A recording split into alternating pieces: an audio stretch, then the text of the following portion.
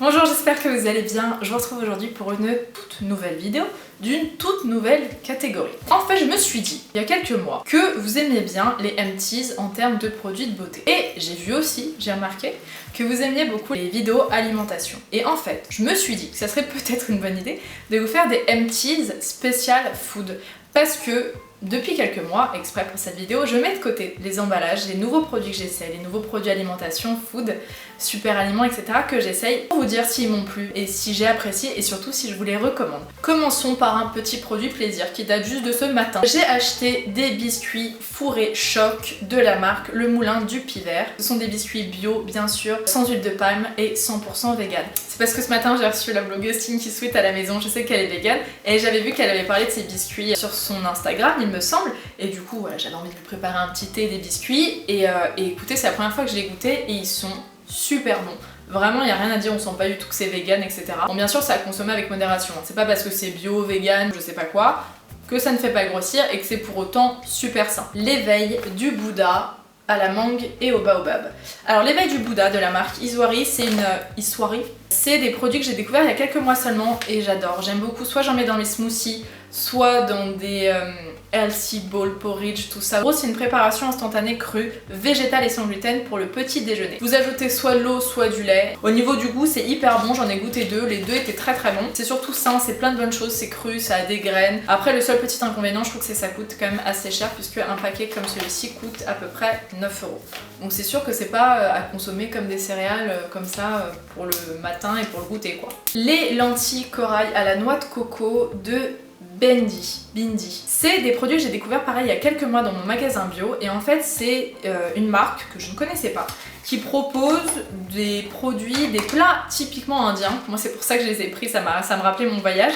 Et donc là, celui-là c'est donc lentilles corail à la noix de coco, c'est super bon. En fait c'est déjà un mélange de lentilles, de noix de coco, d'épices, c'est déjà tout fait. Ça vous coûterait clairement moins cher d'acheter vous-même vos épices, vous-même vos lentilles, la noix de coco, etc. parce que c'est un produit qui coûte à peu près 6 €, ce qui n'est pas rien.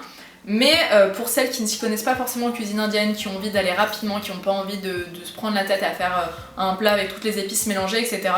C'est hyper simple et c'est super bon. Vraiment, j'ai un énorme coup de cœur pour cette marque et pour tous les produits que j'ai essayés en tout cas de cette marque, vraiment top. Une pâte à tartiner, la Krusty Nut. La Krusty Nut, mon dieu, comment vous dire que c'est une pâte à tartiner qui est tellement bonne. À 54% de noisettes et de pralinés, sans lait, sans gluten, elle est bio, vegan et c'est une tuerie. Au niveau du goût, franchement, on est à peu près du Ferrero Rocher fondu, tout simplement. C'est délicieux.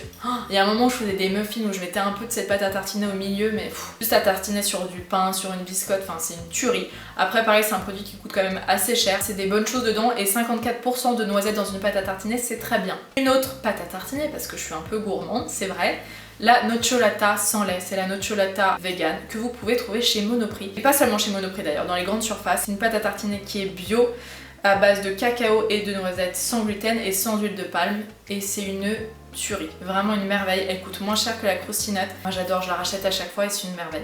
Des dattes, parce que les dattes c'est un peu un incontournable à avoir je trouve, que ça soit en snack, à manger comme ça rapidement, ou avec un petit peu de beurre de cacahuète dedans, ou même à la place du sucre dans les smoothies par exemple, ou pour les bases de pâtisserie crue, il y a beaucoup de dattes qui sont utilisées.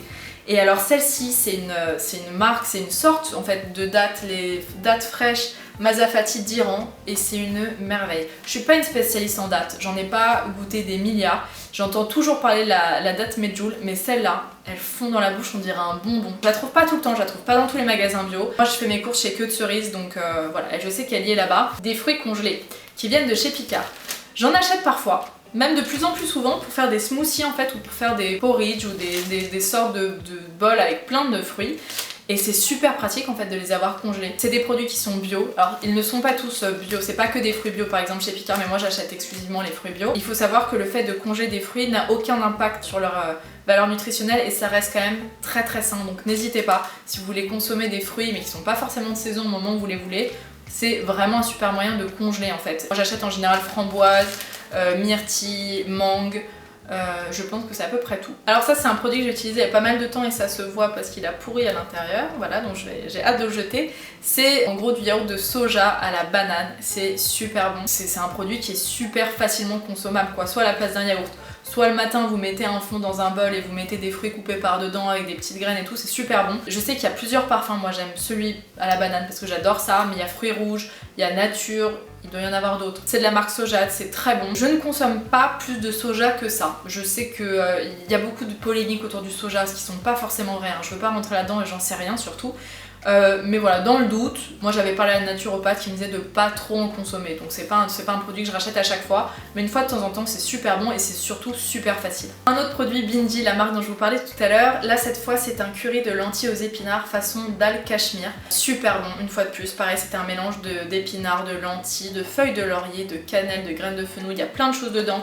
Pareil, vous faites revenir 1 minute avec un petit peu d'huile à feu fort, après vous laissez mijoter dans un peu d'eau pendant 15 minutes. C'est super bon et c'est super simple à préparer surtout. Alors cette fois on n'est pas dans le bio, mais je voulais quand même vous en parler. Ça m'arrive d'acheter des sauces pour des pâtes qui ne sont pas bio, parce que j'ai eu un énorme coup de cœur pour la pesto rosso de Barilla justement. Et ça je veux pas vous en parler parce que je veux pas faire de la pub pour ce genre de marque, parce que c'est pas des marques qui sont très... Enfin, c'est pas qu'elles sont pas respectables, mais elles sont pas bio, elles sont pas véganes, donc c'est pas forcément des valeurs que je prône, donc je veux pas non plus trop en faire la promo sur les réseaux sociaux. Mais là, Barilla a quand même sorti 2 sauces véganes que j'ai trouvées dans mon Monoprix. Donc là, celle-là, c'est la bolognaise et je sais qu'il y a la pesto verte végane pareil. Alors, la bolognaise végane, j'en ai déjà fait moi-même. C'est tout simplement, je faisais revenir comme une sauce tomate et je mettais du soja dedans et c'était super bon avec des oignons. Et je me suis dit, bah tiens, ça peut être pas mal à utiliser. Déjà toute faite, ça peut être pratique, ça peut être rapide. Et j'ai été hyper déçue. Franchement, niveau goût, c'était... Franchement, ça donne rien quoi. Vraiment, ça donne pas envie. Niveau texture, pareil. Et je me dis que si des gens qui ne sont pas du tout végétariens goûtent ce genre de sauce bolognaise végane, effectivement, ça donne pas envie de passer le cap de devenir végétarien, c'est sûr. Donc ouais, je suis déçue, vous voyez, je l'ai même pas terminé. J'ai essayé une fois et vraiment pas de coup de cœur. Donc faites-la plutôt vous-même, je pense que ça sera 1000 fois meilleur. Et par contre j'ai pas testé la verte, donc peut-être la prochaine fois. Et enfin pour finir, je vais vous parler d'une épice, le curcuma. Le curcuma c'est une épice qui est géniale pour la santé, pour le goût aussi d'ailleurs, c'est délicieux. Niveau santé, moi j'ai vraiment redécouvert les bienfaits en Inde. En revenant j'ai recommencé à me faire du lait d'or. Et le lait d'or, je vous en avais déjà parlé, je crois pas que je vous ai fait un article à ce sujet-là ou une vidéo. Je sais plus, je pense pas. C'est un mélange en fait de lait végétal avec du curcuma, de l'huile de coco et du poivre noir. C'est une boisson antioxydante, c'est une boisson anti-cancer grâce aux bienfaits du curcuma et du poivre. Mélanger les deux, ça donne des bienfaits super. Donc le curcuma, voilà, je voulais juste vous en parler parce que c'est vraiment une épice qui est géniale. Vous pouvez aussi la mettre dans vos jus. Faites juste attention parce que le curcuma tache énormément, ça fait vraiment une couleur jaune fluo sur votre plan de travail, donc c'est moyen. N'hésitez pas, ça a vraiment plein de bienfaits au niveau santé. Voilà, ça y est, on en a terminé avec cette vidéo. J'espère que ce format vous a plu. N'hésitez pas à me dire, à me donner votre avis en commentaire et à partager, à liker comme d'habitude. Tous les produits que je vous ai présentés sont trouvables en magasin bio. Je pense que vous pouvez aussi les trouver sur internet si vous n'en avez pas autour de chez vous. Et voilà, je vous embrasse très fort, à très vite. Bye bye.